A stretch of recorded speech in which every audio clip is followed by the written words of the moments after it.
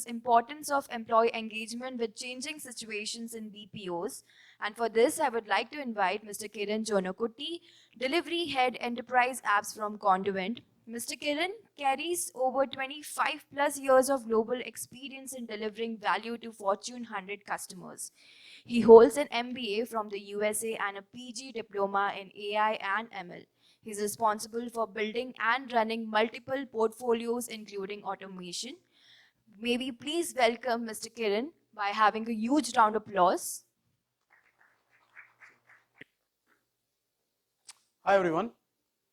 I think we are already having a depleted audience here, but this is a topic I'm sure all of us as managers and various levels and capacities in our organization, we would be doing this day in, day out. There is nothing like new or something we would not have thought about, right? Engaging employees is among many activities or many tasks, responsibilities that we have. This is definitely one of the most important and very highly looked into topic, right? But then what are we going to talk about today, right? You all know about it, so why are we talking, right? So we just wanted to dwell into why, what, where concepts of engaging employees. What is that we need to do differently in the current situation where things are not the same as it was few years back, right? So I just wanted to, when I started preparing for this topic, right, like the same thoughts that came to my mind, what I just mentioned, right? So all of you are senior enough in your respective organizations. When I looked at all the participants and the various other speakers, so I said, like, what would I be talking about, right? Then, yeah, it took some time for me to even gather my thoughts together before I could start putting, like, instead of making it verbose, I thought let's talk about the fundamentals, right? Whenever we try to solve a problem, whenever we try to answer a question, right, we can definitely look at in our strategic planning or otherwise, right, we go with the W5H, right, or what, when, why, where, who, So I said, like, yeah, why don't I take that approach? And so here I am with those 5 points where I'm talking about. First, what is employee engagement, right? Again, don't get me wrong, I didn't mean to lecture you on what is employee engagement fundamentals, but what I wanted to ask or talk about here is why, like, what is employee engagement is not, right? So basically, when we look at people, right, everybody have hundreds and hundreds of employees, working in a BPO or in any organization, right? So all of them will be delivering what you assign them. All of them will be coming in as per the clock, their schedule or their time, and they do what they need to do, complete the number of transactions or number of calls, and then they walk away at the end of the day after they complete their shift. So all of them are doing their job, right? All of them are coming to office. We are meeting our SLAs. So then what is that we need to talk about engagement? What is the difference between engagement and non-engagement, right? Or disengaged employees. So it is no surprise to all of you that every team, every organization has employees who are not happy, right? So just because I'm coming every day like clockwork, I'm doing my job and going away, end of the month, I'm getting my paycheck, does that mean the employee is engaged, right? So that's what we need to ask ourselves to see, like, what employee engagement is, right? So if employee is engaged, he or she should not be just talking about or working and coming to office just for the paycheck, right?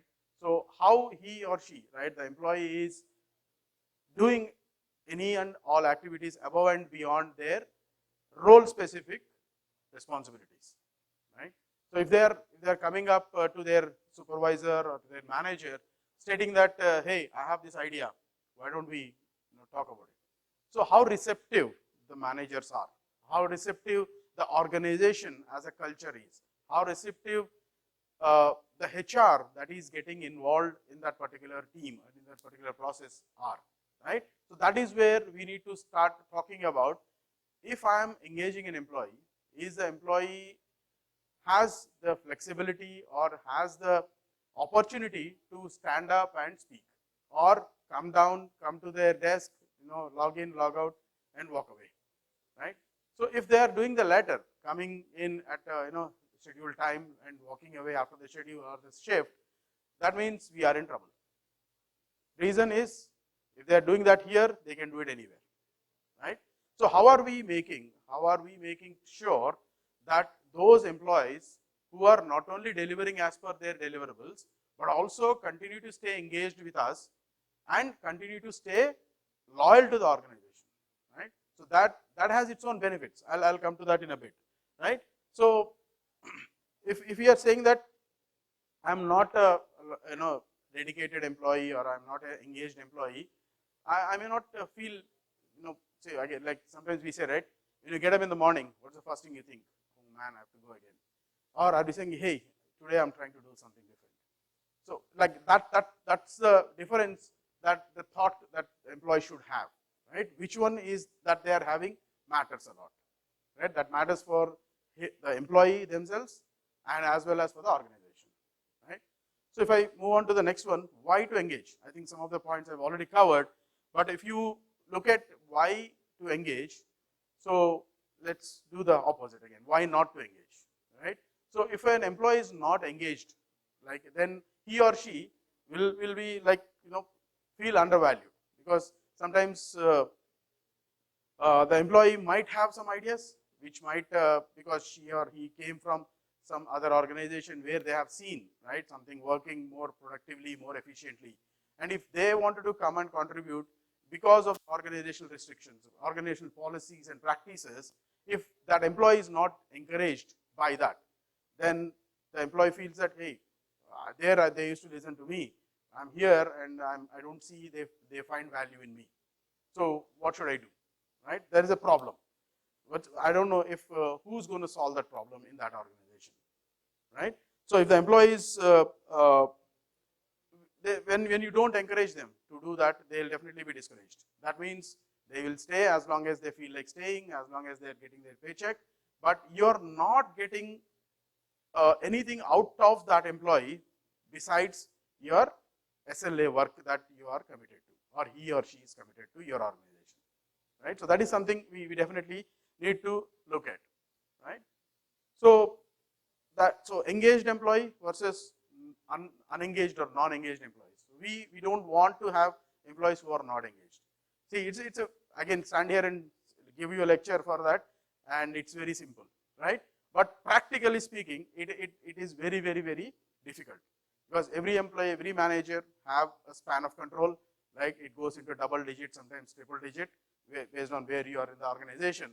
So having attention or paying attention to every single employee and making sure that every single employee is engaged in the organization, yeah, it's an uphill task, right? We have to make sure that how we are going to achieve that, right? So if I go to the next slide, right? I don't know, there are a lot of points that we can talk about, and if you ask me, as a matter of fact, this is a topic which can go for a couple of days of workshop, right? For all the leaders and HR managers together.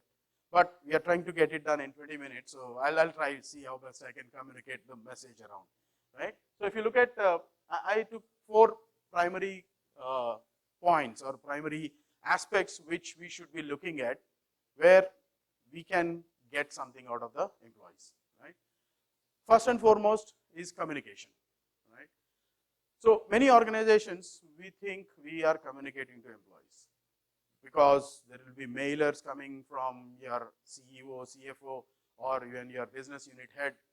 But is that message being communicated to every single employee in a way he or she can understand, right?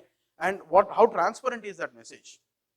So when you are, the messages that are coming from senior leadership are sometimes cryptic, right? So it's not everybody will be able to decipher that and understand that the way they need to understand that, the way the message is intended for, right? And also it has to be respectful. When we are messaging something, when we are communicating something, we should not be talking about, hey, this group of people or that group of people. That again demotivates people, right? If a person belongs to, by chance, to that group that you are trying to alienate, then we are losing one employee right there, right? So communication has to be very, very clear, very, very, again, not going to the fundamentals of communication management here, but yeah, this has to be as clear as possible, but communicating to the right audience at the right levels, right? For example, if a CEO or CFO is trying to communicate, that may not necessarily be able to go to the lowest level employee in the organization. So we need to see what kind of a channels we are establishing, what kind of various forums in which we are trying to communicate, and what are we communicating, right? Yeah, communication is good, but what are we communicating? What are we trying to communicate, right? So the mission, the vision, people need to understand, why am I here? What is this company is good at? Why am I joining this company, or I'm joined this company? What are we doing? What is my company supposed to be doing, right? And where my role comes into picture here. How am I contributing to the overall success of the organization, right? Unless the goals, the vision, mission, and see, even if we talk about a vision, mission, and all that at a company level, but if you seriously think about it, it can be brought down all the way to a team, right? What is the team meant to do? What is the mission of the particular team?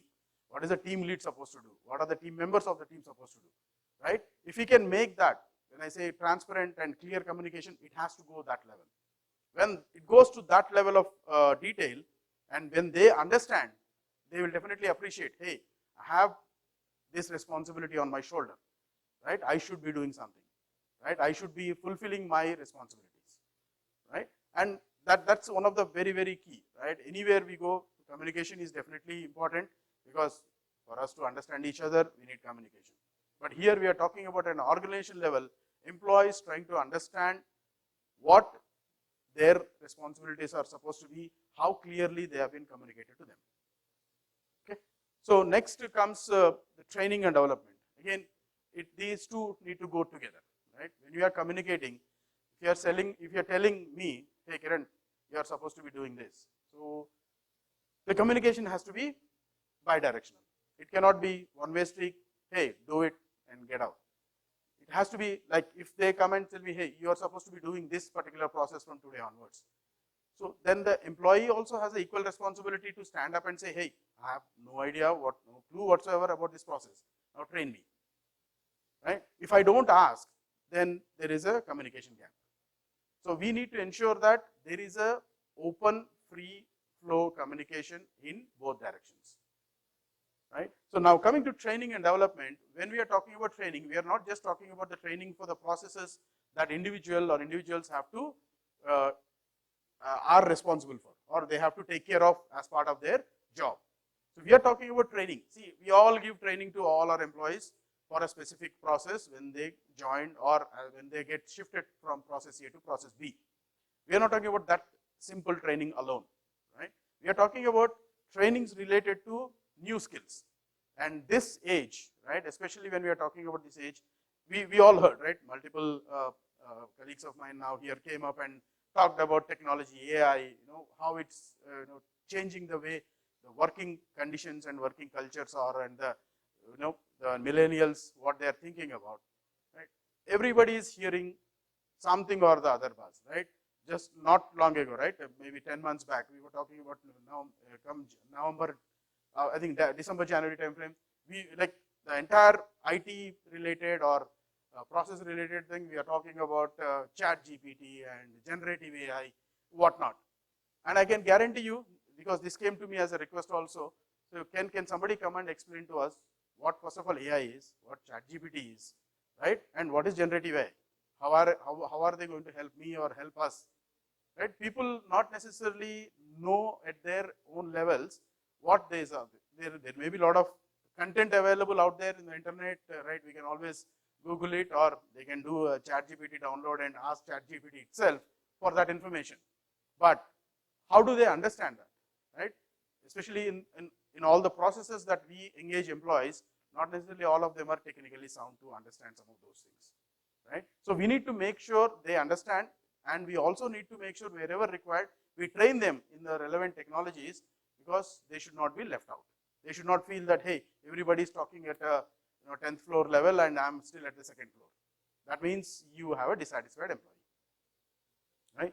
So, and we also need to talk about the career progression, career growth, how they will look at themselves, right? Every stream, every role should have a career path defined for them, right? Down the line, 2 years, or so there are multiple ways. I have, based on my past experience, there are organizations where they said like you have to have at least 2 years of role maturity. Then you should have completed these minimum certifications. Then you are eligible. It's not that you are automatically promoted, but you are eligible for your next role or next responsibility. So we need to have that defined. Again, it's an organizational culture. How do you define your employee progression and employee life cycle in your organization? And then also boils down to the HRs and the managers and the supervisors of those employees, how they are making sure that their employees understand how they can progress in the organization. If a person is stuck in the same role for more than 18 months today, that's it, right? If you are not taking care of them, even if you are compensating them financially, that is still not enough. Because you have to train them, you have to give them the required skills that are required for them to be able to take up the next level of the hierarchy, right? So that is again we need to see. Again, it depends. A lot of other teams within the organization, learning and development team comes into picture, HR comes into picture, compensation team comes into picture. But all these are and need to be driven by the management, right? The senior, the immediate supervisor and the managers and the unit head. Because again, all of these eventually boil down to retaining the employee, keeping the employee satisfied and more than satisfied, right?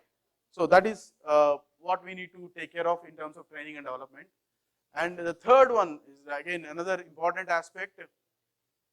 In a team, if I take an example, right, in a team of 40 people taking care of a process, right, and then we have, let's say, 3 shifts of that particular process, we are supporting for any other or a global process.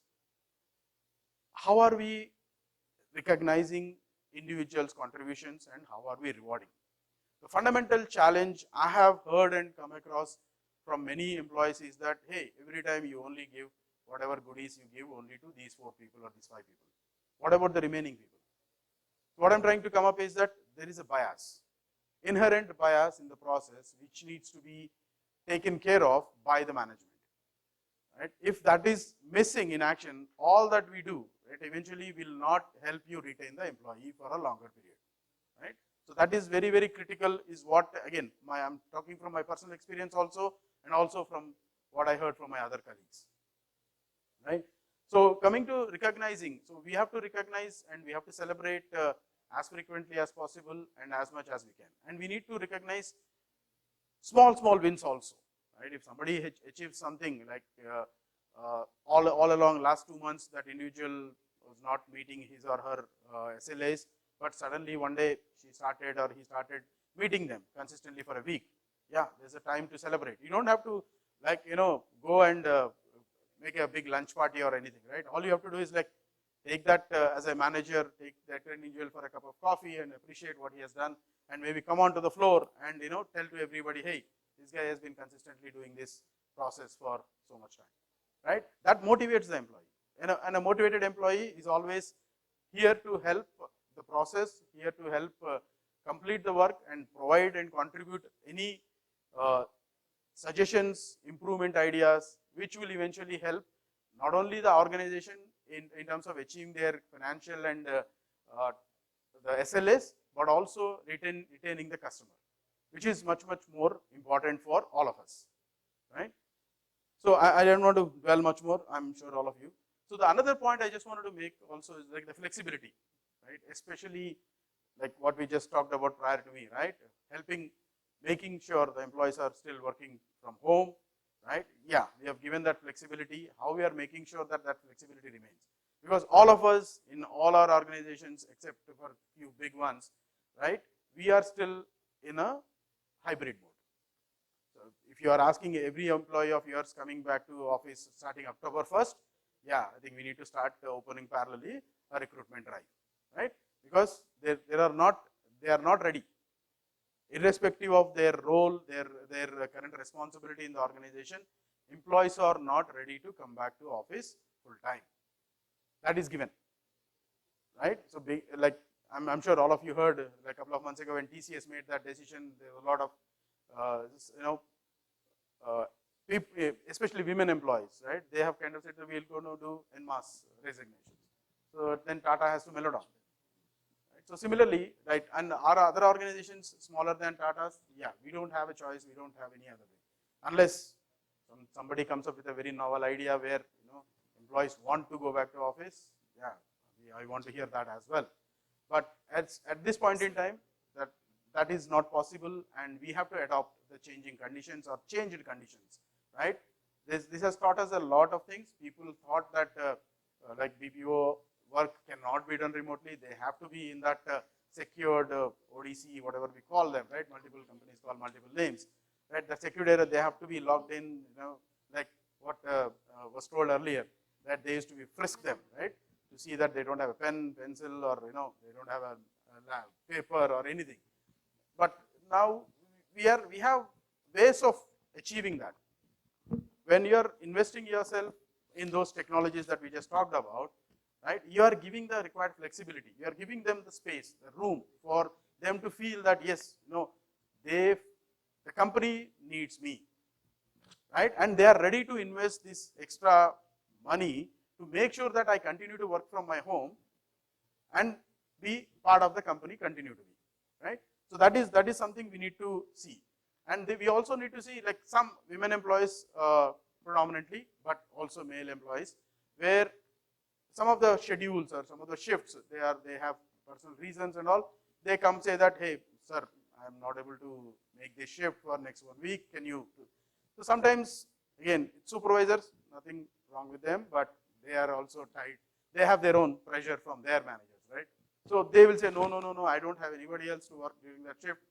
Come what may, do or die, you have to work, right? So that's where we need to find ways and possibilities how we can fix those kind of things.